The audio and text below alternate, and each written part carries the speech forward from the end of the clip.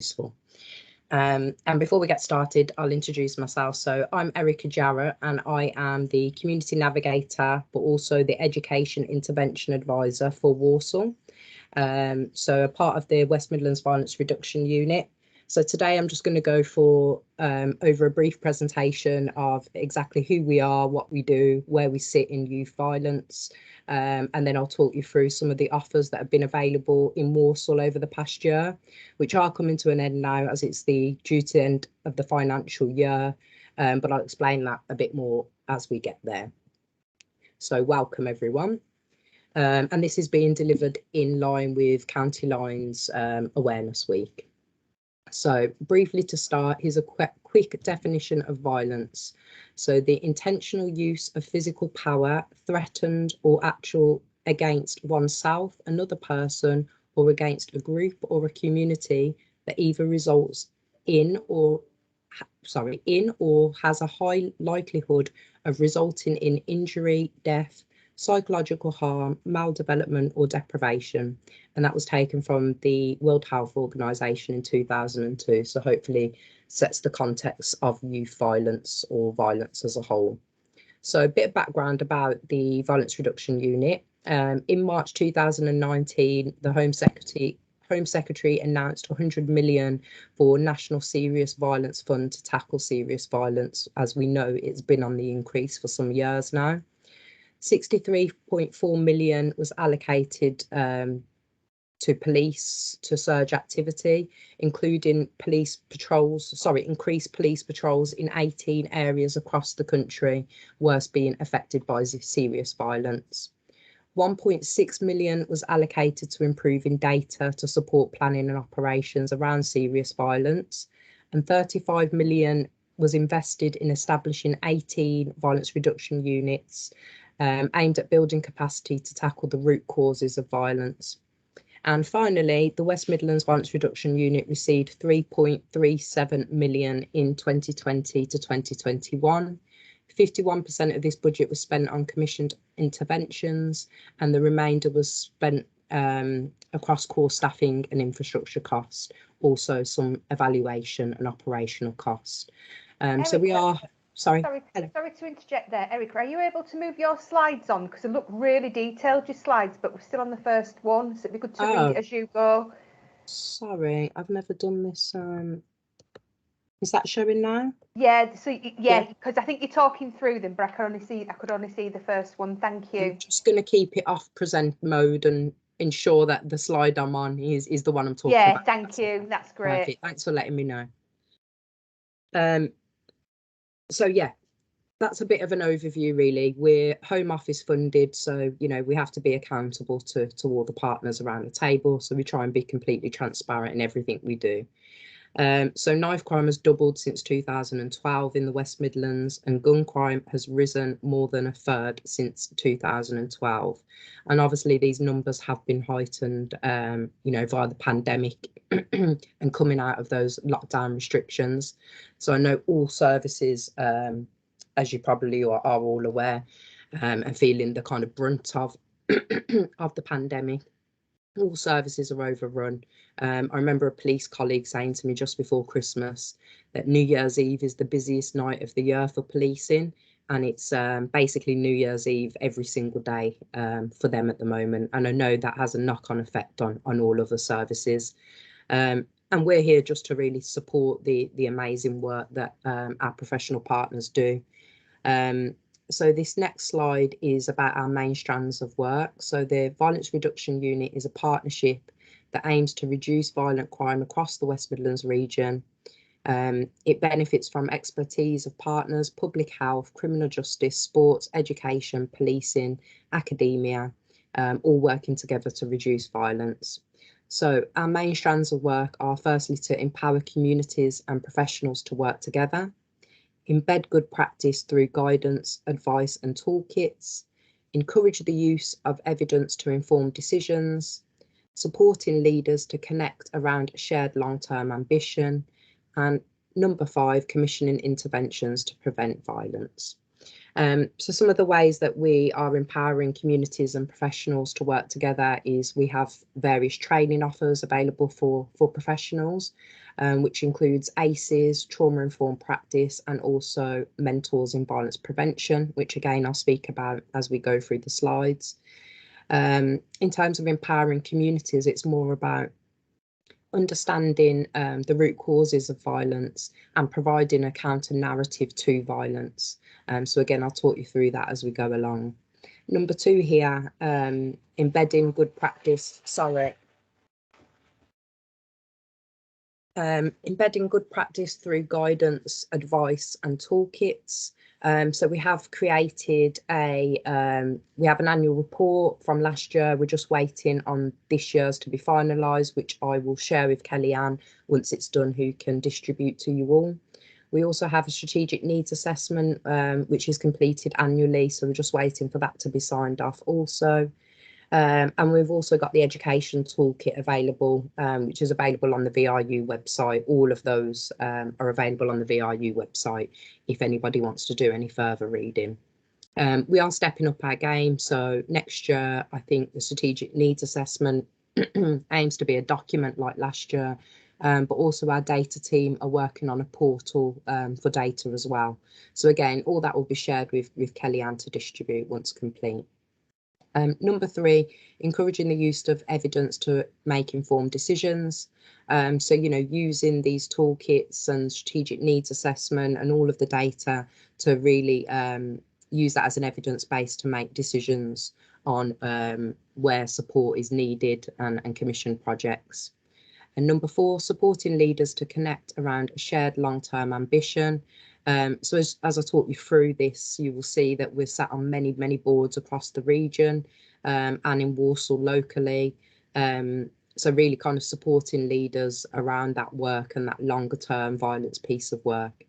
And then finally, commissioned activity, which I will talk you through as we go through. So this is what we are measured on at the Violence Reduction Unit from the Home Office. So a reduction in hospital admissions for assaults with knife or sharp objects, especially for those victims aged under 25. Reduction in knife-enabled serious violence, especially among those victims aged 25 or under, based on police recorded crime data. And finally, a reduction in all non-domestic homicides, again, especially with under 25s involving knives.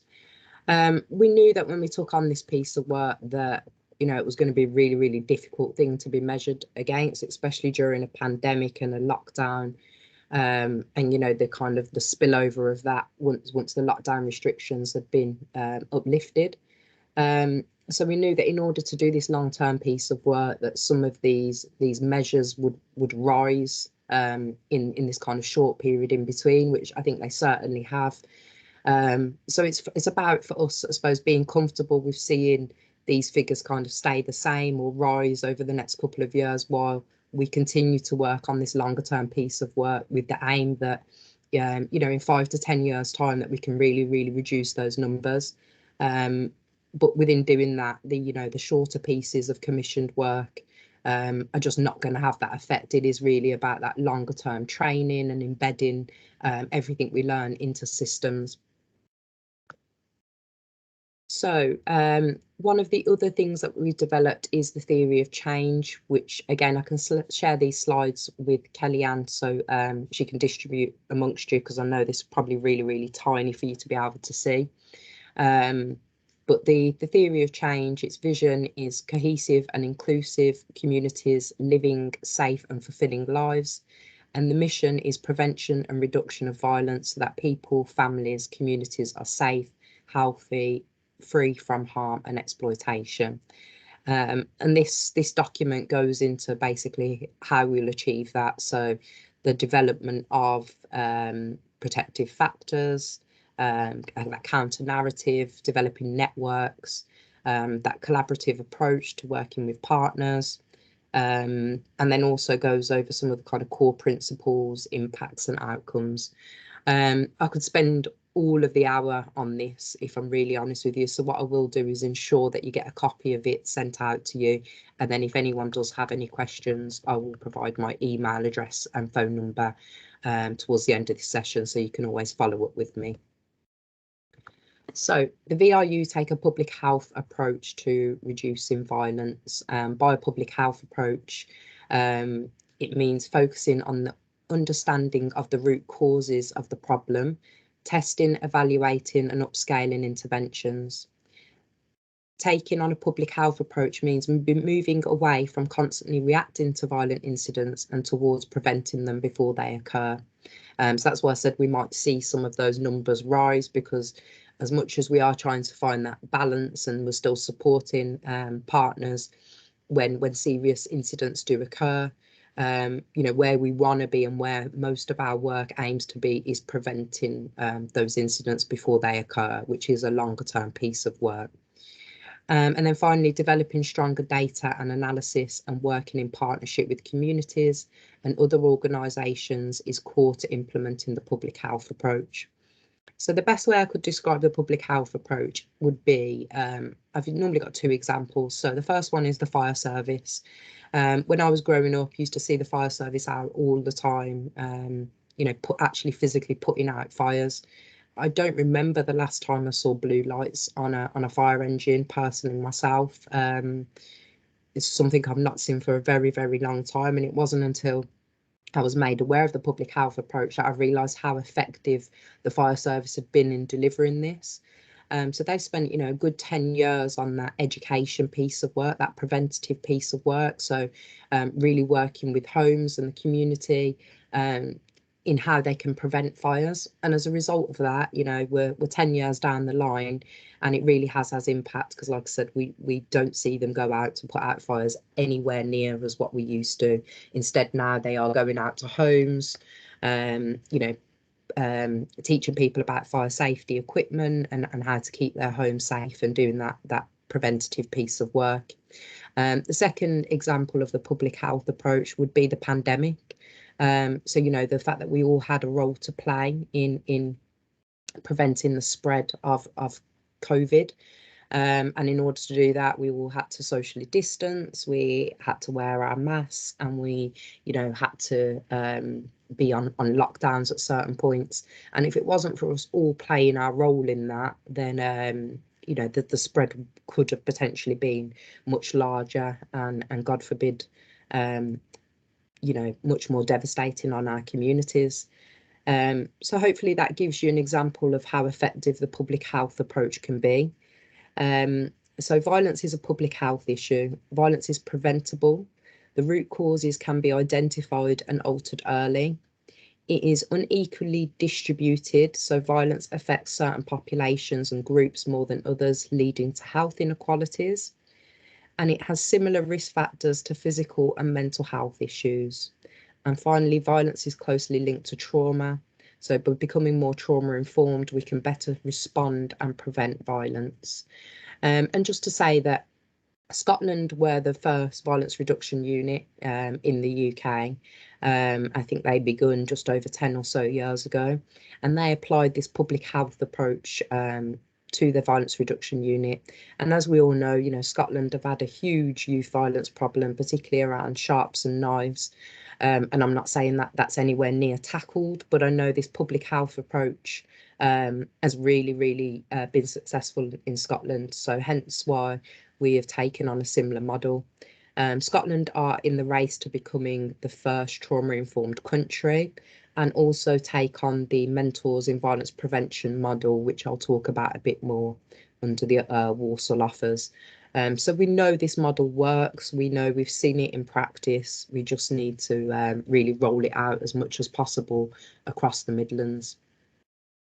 So here's a bit about our governance structure. I don't want to spend too much time on this, just really for accountability. So in green, you can see that's facilitated by the Violence Reduction Unit. In blue is our internal governance, and in orange is the external governance. So as you can see, we attend quite a few regional meetings, boards, forums, and many local ones too. You can see we've got plenty of panels and boards that we are part of. And in order to make this work successful, we need to be as part of as many spaces and partners as possible. So a bit more on that. You can see here the diagram demonstrates the layers and connections. So the thematic forums, the locality forums, and also community forums that we're part of. So in the middle, you can see the regional strategic board. And then around that, we have other different groups that happen. So in regards to Walsall, you can see here, we are part of the Walsall Harm and Prevention meeting that's run by Claire Caddick. And as a result of that, the VRU chair a couple of subgroups, so an exclusion subgroup for school exclusions for a project which we're trying to launch with partners. And then there's also a stakeholder group which has been ad hoc up until now, but something that I think we're going to make a monthly a regular slot monthly from next month. So anyone wants to be a part of that, then please pop your emails in the chat and I'll get you added to that group. So as you can imagine, there's lots of other kind of groups that we sit on and boards. So if anybody has a space that you think it will be useful for the VRU to be a part of or sit in, then again, please pop your email into the chat and let's connect. So in terms of risk factors and protective factors, you can see on the top, the orange part of the sheet is the risk factors, and at the bottom is in blue the protective factors. So when it comes to the individual, the risk factors can be genetic or biological. That early years kind of trauma, early malnutrition, behavioral and learning difficulties, alcohol and substance misuse, traumatic brain injury, and also gender. Now, we go into this a lot more in our ACEs and our trauma training. So if anybody does want to learn more about the risk and protective factors, again, pop your email in the chat with the reason what you're interested in, and I will get the training schedule sent out to you. There is a training schedule that anyone can just sign on to the dates that are suitable for yourselves. However, if you wanted me to deliver this presentation to your organisation or to your specific team, or if you wanted to arrange ACEs or trauma training or even MVP specifically for your team or department, then that's something that can be done on a date to suit. And we do recommend that way, to have that whole organisational approach and to really embed into the organisation. And this is where we see the work, having its best impact. So under the individual, in terms of protective factors, we can see healthy problem solving and emotional regulation skills, school readiness, which I know, speaking to a lot of people in education, our young people have had nearly 2 years out of physical school. So I know, speaking to some educators, school readiness has been a real big problem with those coming from kind of nursery age to infants, but also infants to juniors, and then also that transition from primary to secondary as well, and even for our older children going on into college, sixth form and apprenticeships. So where would have been, definitely a protective factor in school readiness, we know that this is a huge risk factor at the moment because the lack of preparation hasn't been able to happen due to the pandemic. Good communication skills and healthy social relationships. So what we try and do is look at the risk factors on the top, really understand them, work with partners to try and tackle some of them, and then look at the protective factors on the bottom and how we can wrap as much of these protective factors around our young people as possible. And we know that these protective factors can offset these risk factors. So as much as we can push as many protective factors to practitioners, to professionals, to support our young people and children, the better. There is an evidence base behind this. So I'm not going to talk through them all because I am conscious of time, and I've got quite a bit that I want to get through. But in terms of relationships, we can see here that some of the risk factors could be family violence, that family breakdown. We know about that intergenerational trauma. So some of the protective factors that could offset that could be, you know, a stable home environment, or even where there isn't a stable home environment, if you're an educator or, you know, if you're a professional that is dealing with a young person, then what we say in our ACEs training and trauma training is every interaction is an opportunity for intervention. So, you know, you could be that one safe adult in a young person or a child's life. So just really understanding these protective factors and how they can offset some of the risk factors is really, really important. Can't stress enough.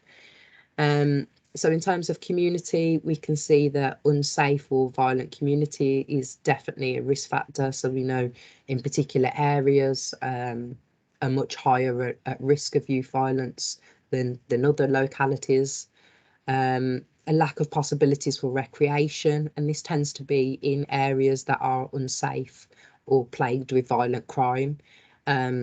Before I came across to Walsall, I worked in Birmingham, and I remember working with an organisation in Spark Hill, Sparkbrook area of Birmingham, and they were saying that they'd done a survey basically with local people, and the amount of parents and young people that did not feel safe in just being able to access the local facilities like the park was really starting to impact not only on their recreational opportunities but also health factors, because they wasn't able to get out and walk or exercise. So you know, these things are really, really important. So some of the protective factors that could offset that would, you know, obviously be a safe community environment and really building on that community cohesion. And then finally, in terms of the wider society, so we know some of the risk factors could be that social economic deprivation, which, you know, is in line with high unemployment, which then has a knock-on effect to poor housing and homelessness. So all of these factors, you know, don't really sit alone. There's many crossovers at every point. And then some of the protective factors that can offset this would be good housing, higher standards of living, and opportunities for valued social roles. So, you know, we really need to kind of build capacity within our communities, really empower the people in our communities to make them realise that everybody has a role to play within violence prevention, from the local shopkeeper to, you know, parent, to the local school, to the local neighbourhood watch group. You know, we can all play a role in reducing that. So our work at the VRU brings together a number of specialists to carry out projects, commissioned interventions, and help different systems to work together more effectively to help prevent violence. So these are some of the areas that we work in. So criminal justice, sports, education, health, faith, exploitation, and trauma informed. So local connectivity is the centre of gravity for the VRU. Our delivery team is structured to provide support at each local authority area. It also offers a hyper local response to communities most at risk of violence. So the best way I could describe this is, obviously I'm part of the delivery team for Walsall. I'm the point of contact. And there's one of me in every area, a minimum of one of me in every area. In some of the areas, the community navigator role and the education intervention role is split. But as you can imagine, our work looks very, very different depending on the locality. The causes of violence are not the same for every area, and some of the challenges really, really differ. So we are embedded at local authority level. So we work very closely with the Community Safety Partnership, local police, Exploitation, amongst other partners, third sector, children's services, etc. And where we provide a hyper-local response to communities most at risk of violence. So, for instance, I'm sure you're all aware that there's been a real surge in youth violence, in particular around the Palfrey, Karma area since this year. So the VRU are working really, really closely with our police colleagues, but also Exploitation Hub, and also the third sector and wider community in that area. So we have commissioned a parenting project that is going to begin work that will go through the Exploitation triage hub. And that is delivered by street teams. That work began in early February. We have also commissioned a small piece of work on community consultation with an organisation called Resolve. And there is also a local community organisation that's part of that, that's based in that area. And that's really to just kind of reach out to community and understand how they're feeling in regards to the surge in violence, but also, you know, to see what the solutions are from their perspective, what the concerns are, and really get their voice heard. I went down to meet some from faith-based organisations a couple of weeks ago, and introduced them to the HAF Fund. For instance, many of them wasn't aware of the Holiday Activity Fund. Again, if any of you, again, are not aware of that, then please pop your email in the chat with HAF or Holiday Activity Fund, and I'll know what to email you back with the details of. So what we're going to try and do is support some of those faith organisations to access the HAF for the summer activity, because I think we've missed the Easter cut-off now. But we're also holding a funding workshop to help them access some funds to build capacity. And just seeing generally how we can work with these faith groups to really kind of build capacity within Walsall so they can have the skills to tackle some of these problems and really build on these protective factors that I spoke about in the previous slide. So the strategic needs assessment that I mentioned earlier, so last year's one is available on the website and just waiting for this year's one to be signed off. But this is a really good guide to this work, and will give you kind of evidence base as to where we've been working and as to the reasons why. So, you know, it is all about data, and the data points us to where we need to be. So, you know, where there's high exclusions, where there's high deprivation, and where there is high youth violence. And we've also produced an interactive platform that helps you explore this kind of information. So like I said, just waiting for that to be launched. I have seen a demo of it and it looks really, really exciting. So it's, you know, it's got an interface for everything around youth violence. So for instance, you could look at stop and search, exclusions, you can click on the area, you can click on age range, ethnicity, and you can really break down the data. So that will be useful, I think, to the whole of Walsall for your own projects, but also for funding and for that real solid evidence base. Okay, so this is our delivery model, and I do have a more in-depth version of this when I finish these sets of slides, which I managed to get through quite quickly actually, so I might gain a bit of time back today.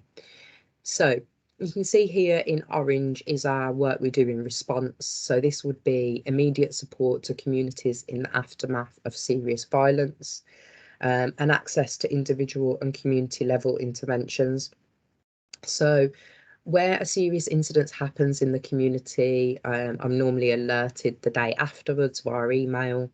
And then where the police do call like a critical management meeting, the VRU will normally have a seat around that table to be able to kind of advocate for services and support for young people.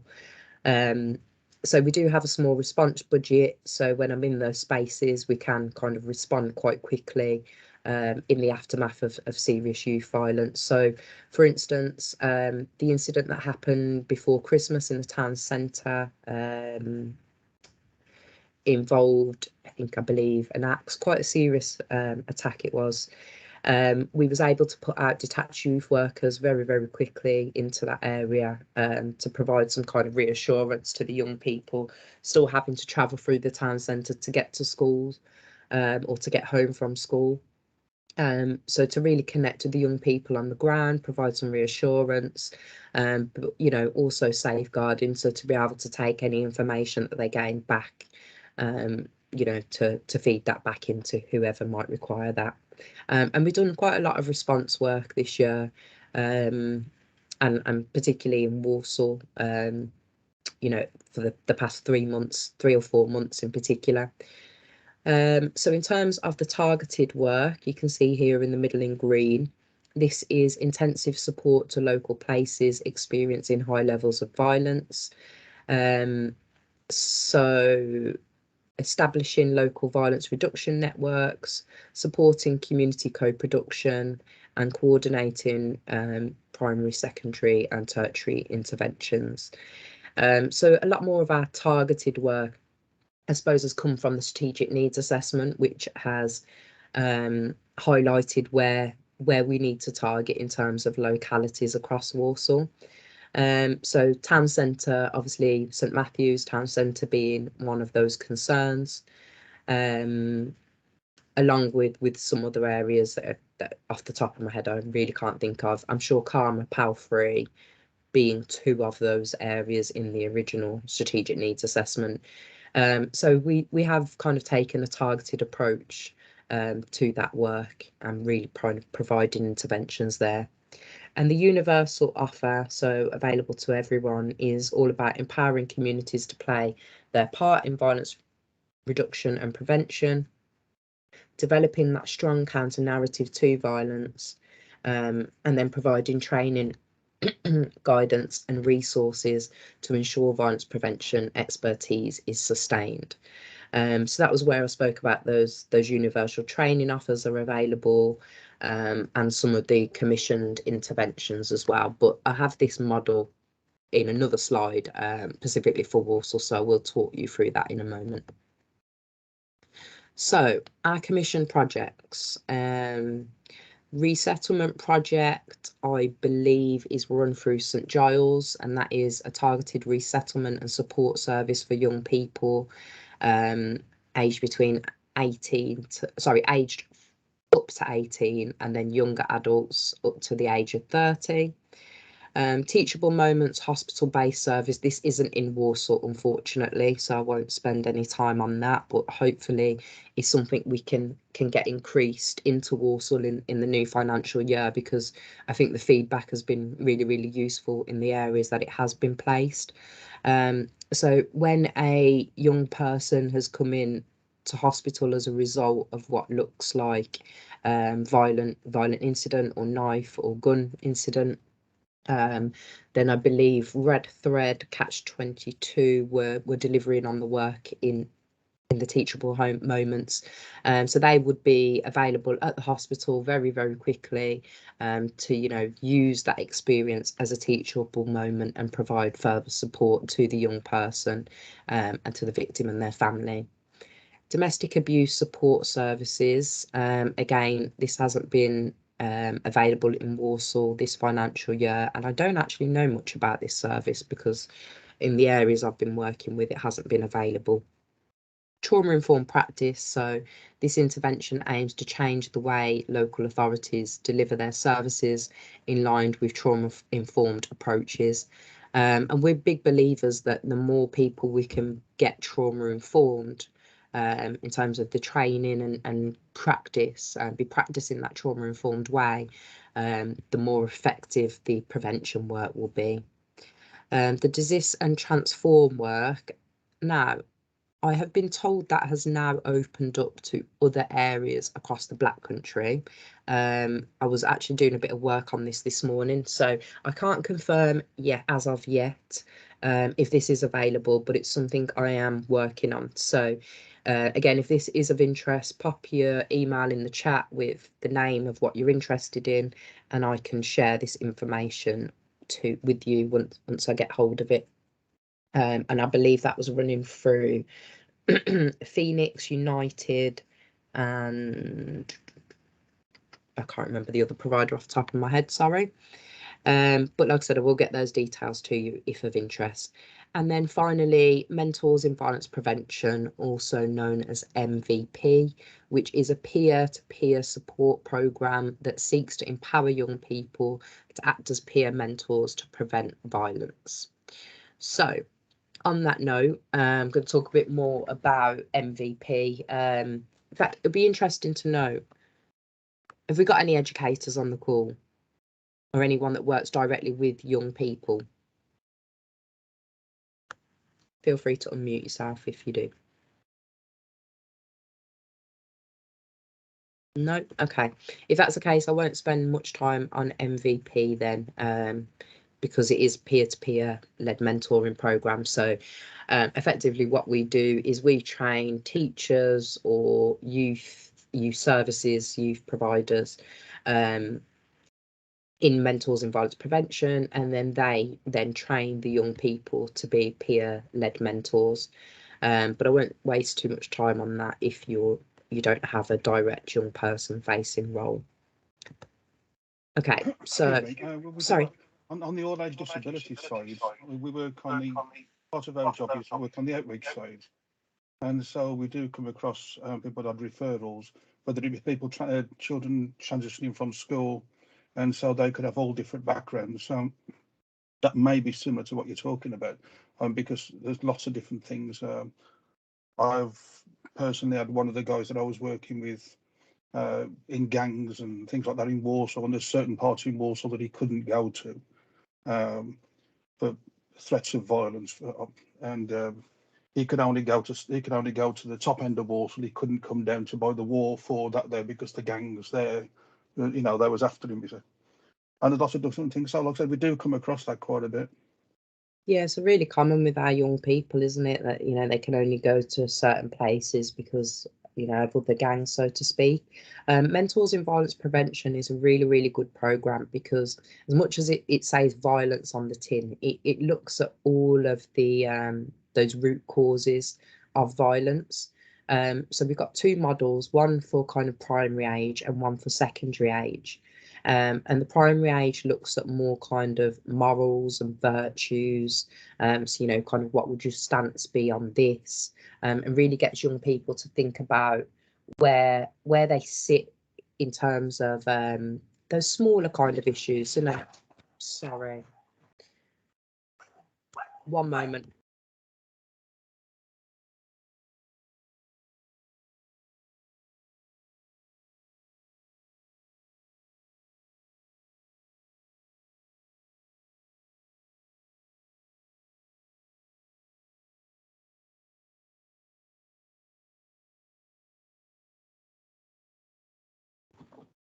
Sorry about that. Joys of working from home.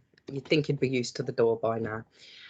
So yeah, the primary model really kind of focuses, like I said, on those virtues and making them think about, well, not directly in violence, but those smaller things that lead on to violence. So, we're seeing more upskirting happen at primary age, smoking, all of those kind of smaller factors that could lead on to the violence pyramid that we call it. And the violence pyramid, which we speak about in MVP, has your kind of three different levels of violence. So your level 1, your level 2, and your level 3. Your level 1 would be that banter, that locker room banter. So, just joking, offensive words, swearing, maybe racism or prejudice. And what we tend to do at that level 1 is kind of ignore it or brush it under the carpet. We don't normally kind of tackle or it head on or have interventions at that level. We normally wait till we get to kind of level 2, which is where we'd see the upskirted, maybe the bullying, maybe the nasty words have now turned into biting or hitting. So that's where we see kind of escalate, and that's normally the level that we would intervene as professionals. But we know that by the time of interventions happened at kind of level 2, it's probably a bit too late, because then the final level is level 3 of exploitation, crime, violence, and that's normally where our systems would reprimand the young person and there'd be a consequence. So we can see that if we don't get involved at that level 1, then we're really allowing those early signs of behaviour to kind of escalate into number 2 and then into potentially level 3. Whereas if we're only intervening at level 2, we're missing those early opportunities for education and really tackling that. So I didn't see who was talking, but if you do want more details on MVP, be really, really keen to talk to you more about that. If you want to pop your email in the chat and just put MVP next to it so I know in regards to what. At secondary level, it goes a bit more deeper into, into the violence itself, into knife crime, but also the beauty of MVP is it can be used to even tackle what's happening at the moment with the war in Ukraine. And for instance, when we saw an influx of immigration from Afghanistan at the earlier part of the year, we was able to use that in certain schools to really kind of tackle any racism, prejudice, any misunderstanding there with refugees coming into the area, and really kind of setting the school up and the young people to be ready and prepared for that. So MVP isn't just a tool that can be used to tackle violence head on, but also the root causes and other factors that impact on our young people and communities. So here's a little bit of detail about our reach. A lot of this is related to Birmingham. However, I did see in the notes, if I can go to it, there was a few more details, I believe. So let me just get this up. See if anything is relevant to Walsall. Coventry, Lascelles, Three Estates, Wolverhampton, Solihull, Dudley, Sandwell. No, everything but Walsall, I believe. I believe this is an old presentation, that's why, and it hasn't been updated. If anybody is interested in knowing some numbers, I do have some figures that are submitted for the annual report. I don't have them to hand to share right this second, but if anybody is interested, then I can share those with you. I think in fact, I don't want to say off the top of my head in case it's wrong. But happy to share those figures. Like I said, if you just pop into the chat your email address and just put VRU reach, and I'll know what's what.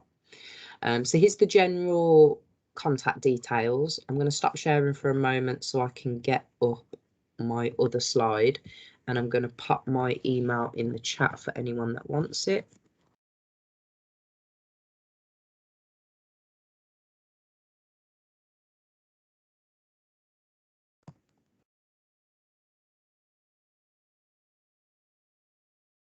Okay, that's my email, and let me just get the other slide ready.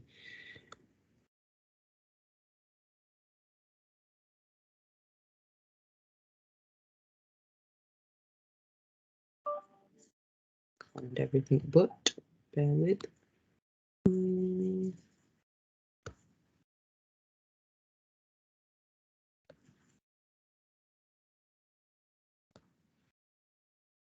Okay, I believe that's it.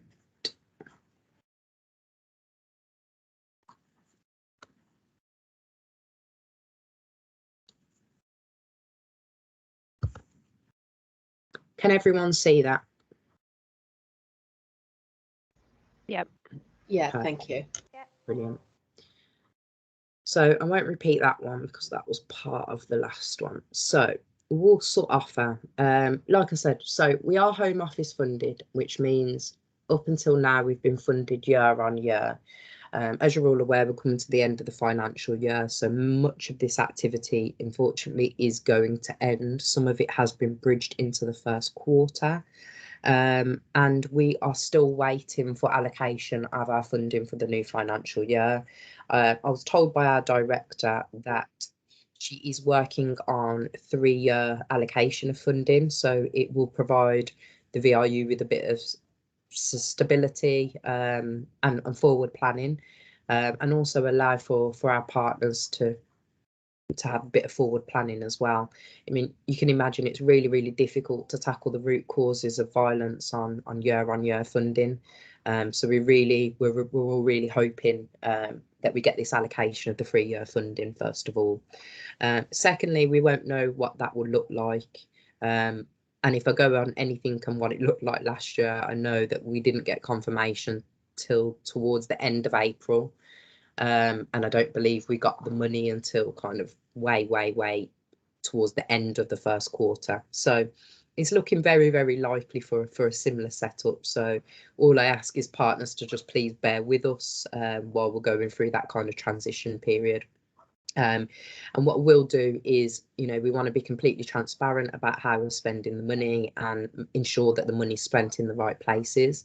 So that stakeholder group that I mentioned that I'll be setting back up from next month will really kind of direct where that money's spent through kind of those key partners around the table, just to make sure there's no duplication of services, that we've got that longer term plan and everything's really, really embedded.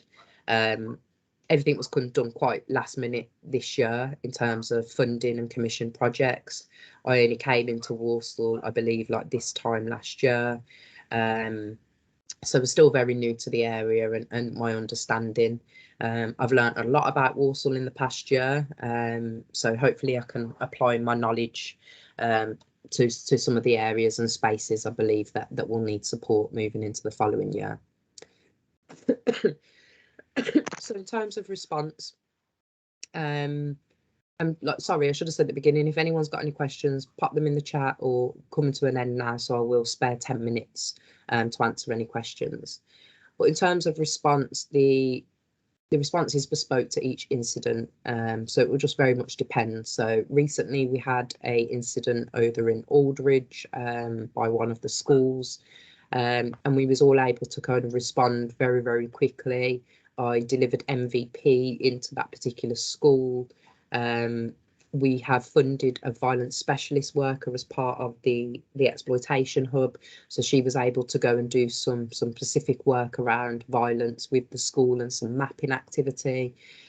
We've also got things like Precious Lives, which is funded from the OPCC's office, which we was able to put into the school. So each offer will look very, very different depending on the incident and the response that's needed.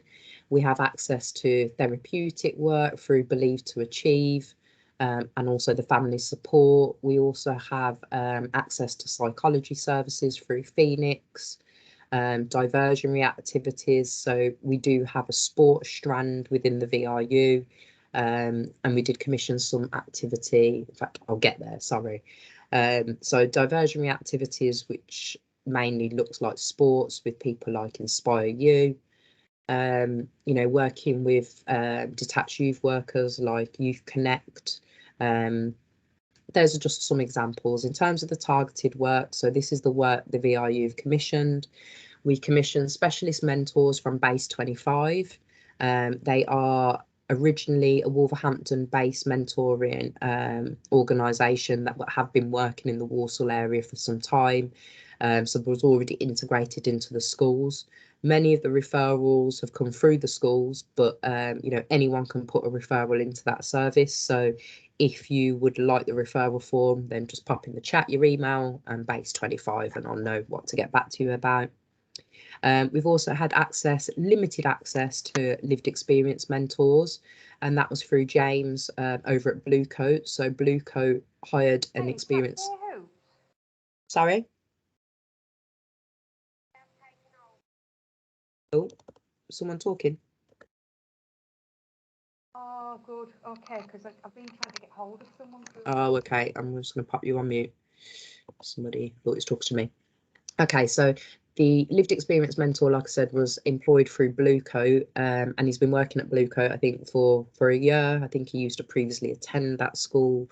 You know, he's been through the system. He's been a victim or a perpetrator of crime, or you know, depending. That fine line, isn't there, between victim and perpetrator. So, you know, James has been really, really valuable in telling his story to the young people, but also to wider community, schools and to parents. So definitely keen to do more of that work moving forward. We've got the trauma-informed practice, like I mentioned earlier, is available to any professionals. Therapeutic interventions for identified schools through Believe to Achieve, although we've had a lot of referrals come through early help as well. And a lot of really real increase in Walsall in referrals for violence against parents, interestingly enough. And that I'm not actually aware of a specific service that actually tackles that, and something that really seems to be on the rise. So I think something we need to keep in mind for the new financial year. Neat project in Walsall College. So as you know, many young people join college each year and then are at risk of dropping out. So Those most at risk were identified very early on, and the college have been able to work really closely together with them. They shared some of their data and results actually on that project with me quite recently, and it was really, really impressive. Step Together project, so that is going around. We have one route in Walsall around Joseph Lecky, which then goes into the town centre and kind of around Walsall College and incorporates the college into that route.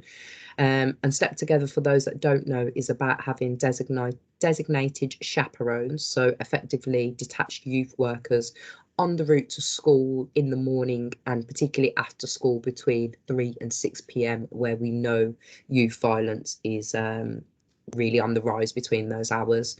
That is a pilot project across the whole country, I believe. We've got 18 routes in the West Midlands, directly funded from the Home Office. So again, if anybody needs to know, why is it when someone calls and you don't answer, they think you're going to answer the second time? So sorry about that. So yeah, if anyone wants to know more about Step Together, then again, please get in contact. I can put you in contact with the project manager. The provider of that is Birmingham City Foundation, I believe.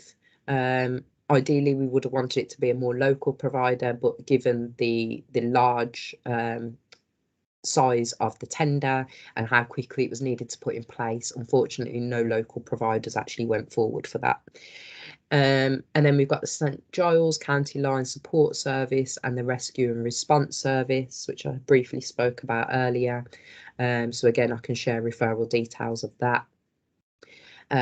Resettlement support following custody, again, I can share details of that. That's through St Giles again, I believe.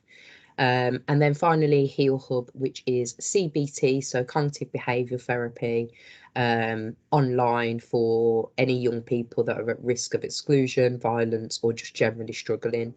That isn't necessarily the end all and be all solution, but we know with really long waiting times at CAMS and other services, it helps kind of fill that bit of a stopgap as support is available quite immediately. And then the universal offers, which I've already spoke about, so I'm not going to spend too much time on that. Do we have any questions? Sorry, I'm really conscious that I just spoke at you for nearly an hour, but just wanted to try and get through as much as possible. Any questions? Erica, can I just ask, I'm Beverly from Elmwood School, a specialist school for children with SEMH, autism, ADHD and other challenging needs. In terms of all these referrals, who's in charge of the referrals? Is it something that has to come through a team first? Would you be able to send some sort of information, the referral forms and what the criteria is? Yeah, absolutely. I mean, there is no specific criteria, so to speak. Anything that can go through early help, you know, I urge everyone to always follow their normal safeguarding processes. But if it is a case of you have referred it to early help or MASH or somebody, and you're with the long waiting times, are still waiting, and you're really concerned about a young person for that period in between, then it's something we can definitely make a referral for. I suppose it was just to fill that gap really for that waiting time for people. Thank you. So if you put your email in the chat, Beverly, and I will get you some more details sent on a referral form. Brilliant. So I can see you've all done the register, so thank you very much for that. I'm just seeing if there's any email addresses. Okay, Robert, MVP. Brilliant. Beverly, MVP. Brilliant. Okay, any other questions? Donna, MVP. Brilliant. I'll get these followed up today. Is there any other questions at all before we close? Like I said, I am conscious that I spoke at everyone for how long, and there was a lot to digest. Just looking, so we've got probation on the call. Hi Hannah, really keen to actually connect with yourself. If you want to take down my email. Donna Green, family safeguarding. Oh, I don't know what that is. Gossot, AAD, in-house provider. Another one, social care. What is that? Sorry, social care based at. Hi, Ari. So Gosca is the in-house provider in Walsall, obviously social care, working with adults with learning disabilities, but we do work with people, children coming through transition. We've got outreach support services where we look at, you know, what their skills will be in helping them into adulthood, whether that's daily living skills or independent living skills, whatever the ask is from the social work teams really to inform the assessment process. But we also work with customers in-house. We're also a provider of last resort for external providers that may be struggling with crisis calls out in the community. So we're registered for dom care as well as doing shared lives. So. And I'd be really keen to connect with you at some point to see how we can more closely work together. I think that's an area that I definitely haven't had as much time or input as I would like to have had. So really keen to connect with you. Really keen to connect with you all. Really learn more about what you all do and see how we can support that and really build that partnership. So. I've put my email in there anyway for you. Thank you very much. And thank you all for your time today. I won't keep you any longer than needed.